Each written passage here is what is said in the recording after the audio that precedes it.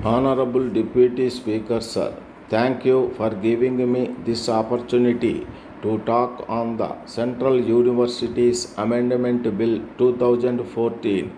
I appreciate the government's decision to establish another central university in Bihar, which will cater to the needs of the state.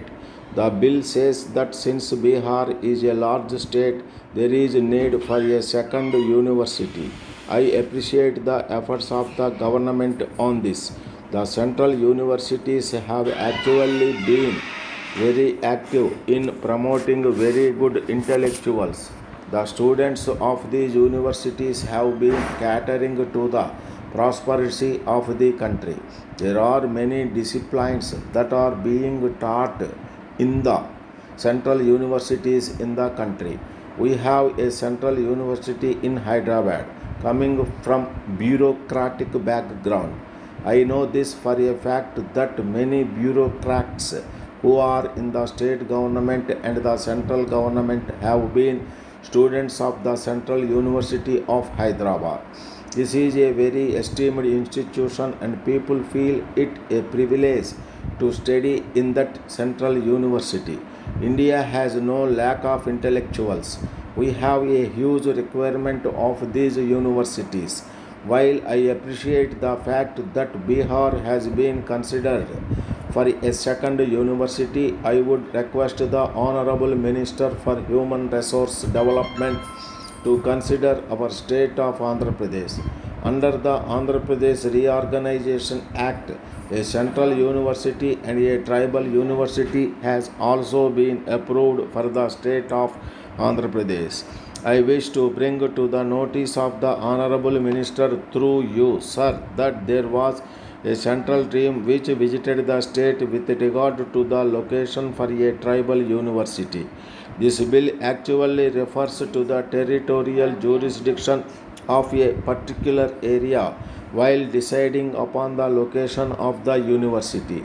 Territorial jurisdiction means actually it should cater to the needs of the targeted groups.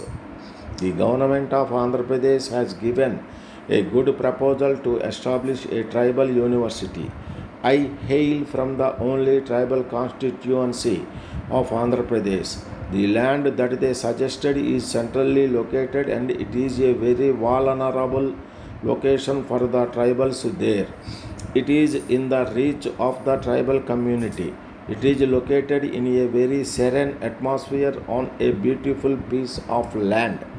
Our Honorable Minister for Civil Aviation here is ready to offer a land of 2000 acres to the government for the establishment of this university. I was with the central committee that had come for the review of this proposal, but they suggested that the faculty will not be able to travel so long to actually establish a university there.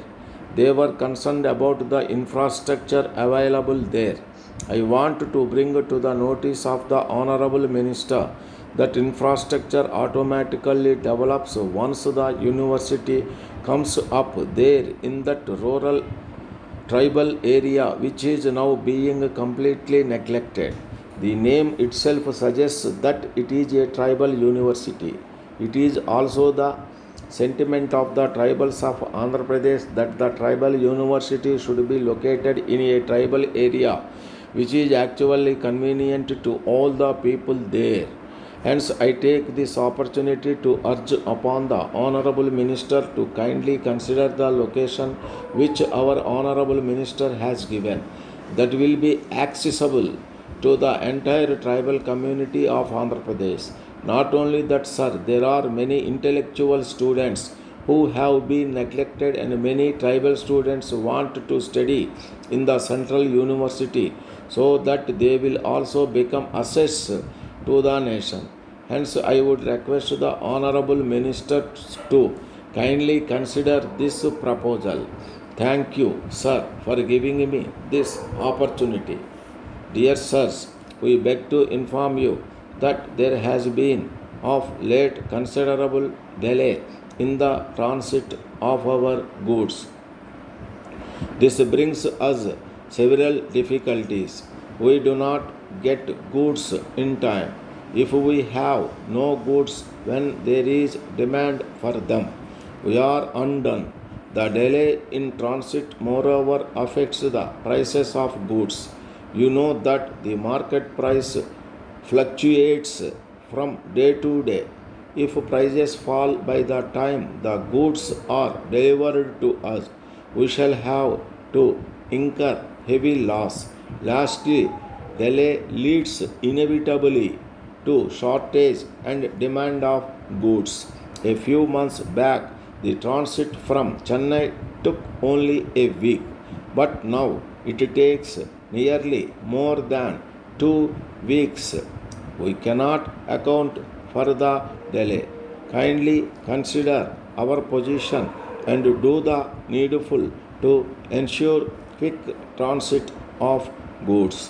While on this, we cannot help referring to the allied subject of safe delivery of goods. Some of the articles sent by railway parcel, though well packed and with the clear instruction to handle carefully, we are sorry to note on receipt are found to be seriously damaged. Undoubtedly, this is due to rough handling in transit for which the railway is responsible, as the goods are booked only at the railway risk and damages are recoverable from them. This could be avoided by proper and timely checks, hoping to get a favorable reply and remedial measures in future. Yours faithfully.